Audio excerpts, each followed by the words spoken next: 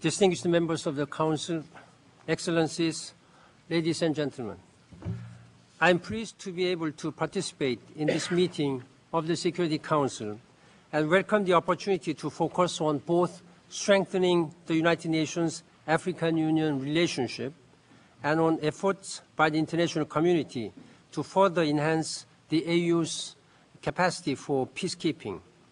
Before I begin, I would like to welcome you, Mr. President, as new permanent representative of your great country, Libya, and also congratulate your role as the President of the Security Council soon after taking your job, new responsibility as a PR of your country. I assure you my full cooperation and support in discharging your duties, not only as the President of the Security Council, but also as Ambassador of your country.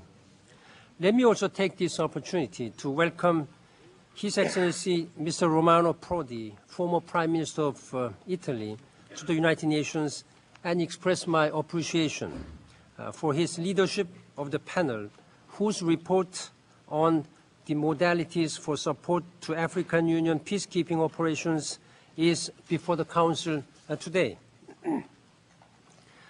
Last year's high-level debate on peace and security in Africa, chaired by former President Mbeki on 16 April 2008, provided the UN Security Council and the African Union Peace and Security Council with an opportunity to look more closely at the partnership between the United Nations and the African Union in ensuring peace and security in Africa. The panel's report before you today presents a number of ideas to strengthen this partnership with a view to improving our collective response to addressing conflicts in Africa. The role played by regional organizations in peace and security is indispensable to the work of this Council.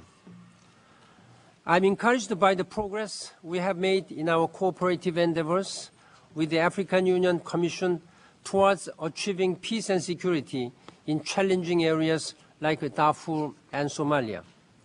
Lessons learned from these endeavors will strengthen our cooperative work in the future. The African Union continues to develop its capacity for peacekeeping. The Department of Peacekeeping Operations is supporting these efforts with a dedicated capacity and through specific programs. The panel's report, while outlining significant remaining challenges, offers various recommendations that draw on the lessons of the past and aim at an enhanced relationship in the future.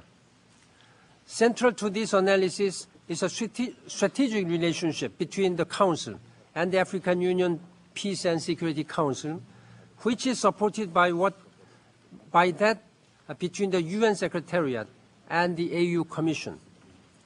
In both cases, that relationship has been much expanded, but it has yet to develop the responsiveness that will enable us to work together to prevent conflicts rather than only respond to crises.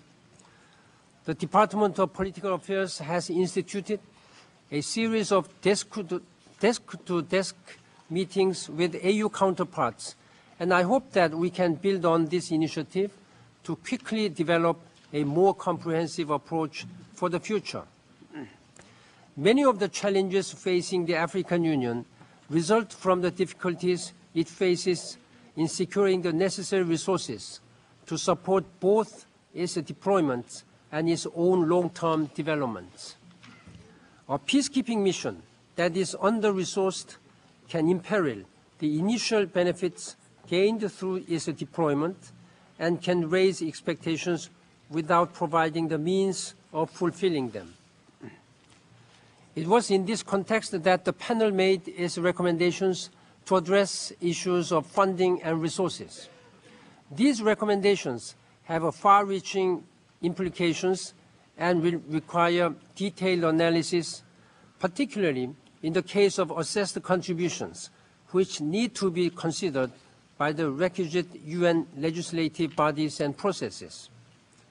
Notwithstanding the complexities, the report offers a first step in a process through which these issues can be examined comprehensively while allowing us to develop a more effective partnership. I look forward to constructive interaction with key member states, including the members of this Council, the AU members, the troop contributing countries, and other stakeholders. The forthcoming retreat with the Security Council members this weekend will offer a valuable opportunity to look at this issue in greater detail. The development of the African peace and security architecture is crucial to an effective long-term approach to conflict prevention and resolution. This requires the sustained support of the international community, including the European Union and many bilateral partnerships.